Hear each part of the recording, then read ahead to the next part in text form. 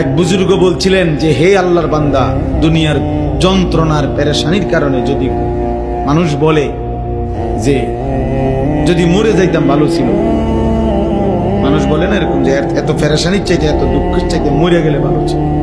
মহিলারা বেশি বলে, মহিলারা একবারে 19 থেকে 19.5 হইলে তা আমার মরণ আইয়ে না কা, আমি মরি না কা, আমার উপরে ঠান্ডা পড়ে না কা, আমার উপরে খোদার গজব পড়ে না কা, বেডির গজব বেডি নিজেই দেয়।